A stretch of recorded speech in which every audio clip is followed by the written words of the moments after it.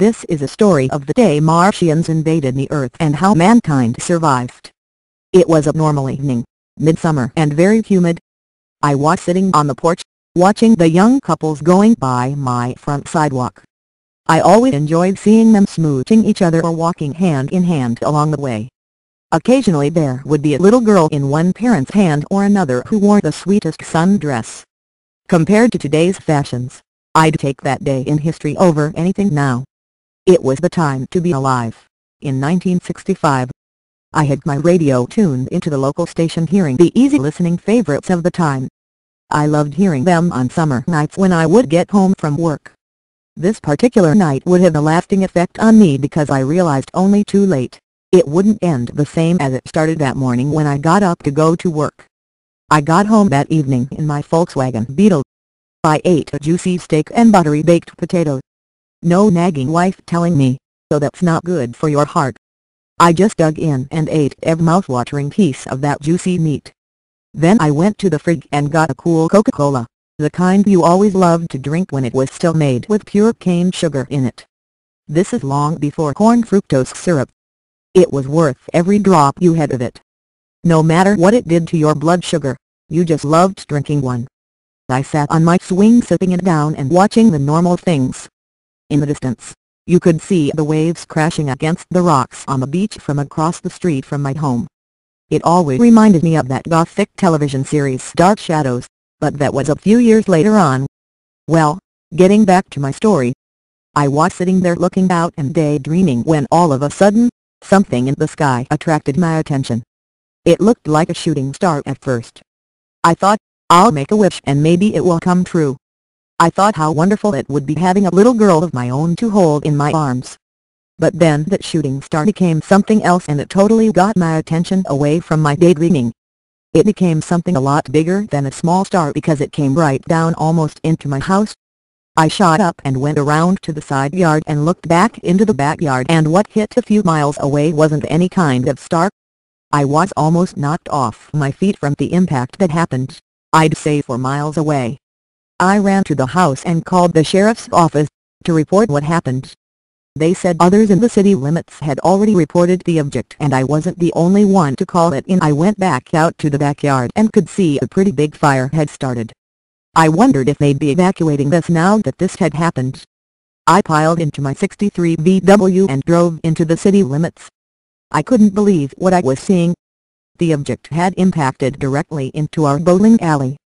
I loved going there to bowl once a week with the guys.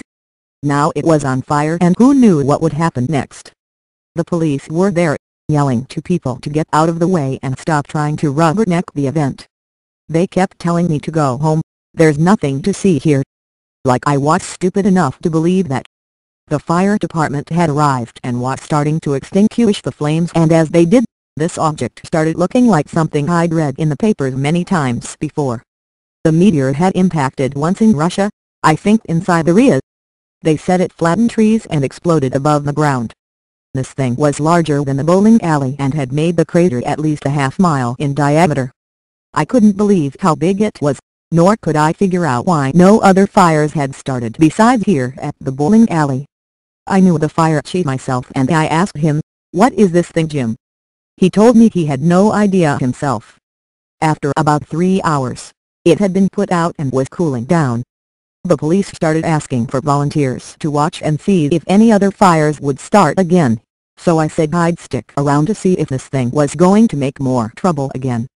I sat in the car and started to nod off to sleep because it was pretty late by now. Then I heard something. It wasn't a car horn or a siren. It wasn't a boat whistle from the dock, it was something else. I have never heard the sound this thing made before. Even watching those science fiction movies I'd always loved watching at the theater in the 1950s. This was a really scary feeling I had, hearing that noise. It's like what you feel when you hear a hooting owl at night. It's eerie. I looked toward the crater and saw something like a light post coming up from the top of the object. I was gold-colored and it started rotating like a periscope in a submarine. I kept watching it coming around and then saw something like a red light blinking on and off from the what GA call it. I kept my distance because I didn't know what it might do. Then, some fool drunk came around the corner and spotted it and heard it. He starts yelling in the direction of the object, and that gold light post thing emoji shoot out a type of energy beam that totally vaporized that drunk. I thought, he's so flammable right now with that Jack Daniels inside of him, he's go up like a tiki torch, and he did. There was nothing left of him but a pile of ash. Was this whole thing happening so fast? The sheriff's arrival really surprised me. He said the whole thing himself, and we both watched as the light post-shaped weapon vaporized its own cocoon. I told the sheriff he should contact the military or someone because this thing wasn't going to sit still for anything. He ran to his patrol car and radioed back to the police station what had happened to contact the government in Washington immediately. I looked at the crater and the object, that was becoming more and more brighter as it escaped out of its own cage, and it looked exactly like the ship I saw in that 1953 movie War of the Worlds. I loved that warship with the green-tipped proton pulse beams and the center green control section, and here it was right in front of me. I was mesmerized. It began rising above the crater lip, and I saw those same gravity legs that raised the ships in the War of the Worlds. It was fascinating, but then I realized too that I was in the direct line of this thing's path toward our town. The sheriff yelled out to me, "Get clear right now." I didn't need to be told twice. I ran for his patrol car, and that's when the periscope vaporized my VW. I wanted to grab the sheriff's revolver and start shooting at it, but he was already jamming the car in reverse and pulling out of the parking lot of the former bowling alley. We hightailed it back to the police station while the warship began its track towards town.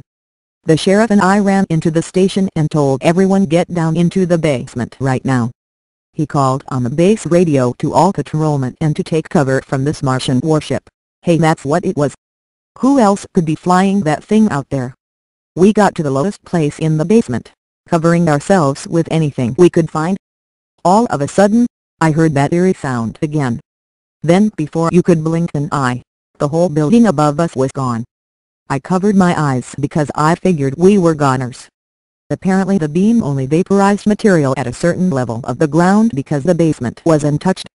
All that was left was a white ash dropping down on us of what used to be the sheriff's office. We all heard a deputy calling out to us from above asking if anyone was still alive. The sheriff told him to get some rope and help us out of here. It was getting daylight now, and I was really hungry, so I asked if we could stop by the Waffle House for some flapjacks with syrup. The sheriff looked at me funny and said, "Are you kidding me? How can you think of food at a time like this?" I told him, "I'm hungry, and only the hungry who want food get fed." The deputy sheriff said that most of the town was gone from this magic. I asked the sheriff if there were any fallout shelters or perhaps civil defense shelters we could evacuate to. He said there was one at City Hall and has supplies we could use, plus an emergency radio set up in the basement for a possible nuclear war. It took a few minutes to get there by car and found that the Martians hadn't totally destroyed the City Hall because it's made of granite, and they must have been in a hurry to get on with the takeover of other areas around us. Apparently there was an emergency generator, and the sheriffs started it and raised an underground antenna bunker that was set up by the city council for the possible nuclear war that was to come. I can only say that the sheriff knew a lot about this because before I could even find the bathroom, he was on the radio talking to Civil Defense HQ about what he could do. HQ said that the best thing would be to keep observing the Martians' movements and advise them so that they could coordinate the military response. I was the unlucky soul who was given that task to watch the Martians vaporizing things. I got a rare chance to drive the patrol car though. I didn't use the siren or lights because who needs to make themselves look like a Christmas tree to the Martians? During the first hours when this thing began assembling itself, I saw other shooting stars coming down all over. I figured that they all will link up somewhere soon and start going all out on the human race. I keep an eye on them like the sheriff said, and even got close enough to look for any possible openings in the ship's bottom. In the War of the Worlds movie, I remember they were able to come out of the ships from a small door panel that was directly under the ship's belly. Sure enough, there it was right in front of me. Remember though that they have the ability to withstand a nuclear blast using a type of force field. I didn't see it in use, at least not yet. I saw a Waffle House near me and ran over to see if anything was left in their kitchen. Being deputized by the sheriff gave me the advantage of eating anything I found, so I gobbled down some waffles and syrup, but it wasn't hot though. I saw the ship coming closer, so I ran out the back door just before they vaporized it too. I figured, No more free food for me. I got back to the patrol car and radioed back to the sheriff about what was happening. He said the military were sending in aircraft from the local air base and would be hitting my position soon and I should get out of there. I did and watched from about 2 miles away for whatever would happen next. The Martians vaporized the jets in midair, nothing left but snowflakes. I thought about the movie again and the fact that nothing stopped the Martians, not even nuclear bombs, and I told it to the sheriff.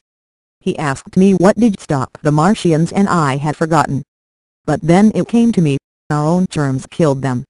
But that was after they had came out of their ships to study Dr. Clayton Forrester and Sylvia Van Buren. While I was daydreaming again, I heard another kind of sound that I recognized. I darted my head around and saw one of the Martians' television cameras looking at me. I thought, what a time to be taking pictures, and this isn't my best side either. I just waved at them and stuck out my tongue like they might think I'm being nice and friendly towards them. The camera shot back into the ship in no time flat. I ran off while the television camera was being taken back up into the ship, and all they could do was look around for me. I heard the sheriff calling me from the radio and I figured the Martians would hear that and vaporize the patrol car, but they didn't. It seems the radio frequency energy was making them confused and I was able to get away. I found an abandoned car with the keys in it and I drove back to the city hall as fast as I could. I wanted to tell the sheriff what I remembered about the movie. He just looked at me again with a look that made you think what I thought. You're an idiot. I remember a time when I was at the International House of Pancakes and was wolfing down a stack of flapjacks and gulping the whole container of syrup, and a woman looked over at me like, I got the story, sorry about that. Anyways, I figured the sheriff got paid the money to figure out what to do, so I just let him make the decisions from here on out. The civil defense authorities were telling us that the main artillery assault had failed and they didn't have much choice left but to use nuclear weapons against them. I yelled out to them, that's only going to make our town a radioactive scrambled egg omelet. The sheriff apologized for my outburst and warned if I said anything else over an official government frequency, I'd be put in the pocky. I asked him, where would there be a pocky now? I thought of something else. What if it wasn't germs that killed the Martians in War of the Worlds? What if the nuclear blast did seep into their ventilation systems and they died of radiation poisoning? I just didn't want to say anything else, so I sat by and heard them plan the attack. A large group of the Martians had amassed an attack on New York and they planned to drop the nuclear weapon on them. I fell asleep listening to their constant bickering about what to do if it didn't work, and when I woke up, they told me the whole operation was a complete failure. Like I didn't tell them that it would happen just like that, didn't I? Outside, we heard a tremendous sound like a thump and I knew then what had happened. The ships had all collapsed on the ground from the effects of either the germs or the radiation. I went outside with the rest of our party and found something totally unexpected. The Martians were outside of their ships waving and dancing. I asked the sheriff, what's going on? He gave me that look again, so I just ignored him. The Martians came up to us, extended a 3-finger hand to us and screamed. I told them, this means we've scared them half to death. In the weeks that followed, we learned that the Martians were happy because they found out that the 1938 radio broadcast I Orson Welles and the Mercury Theater on the air was just a hoax. It didn't really happen, and so the Martians went back to Mars. I can't say whether they'll ever come back again, but as Mr. Ned Scott said in the movie The Thing from Another World, keep watching the skies. That infamous Tele-Radio picture tower logo just sending out those radio Morse code signals. I loved it too. The end.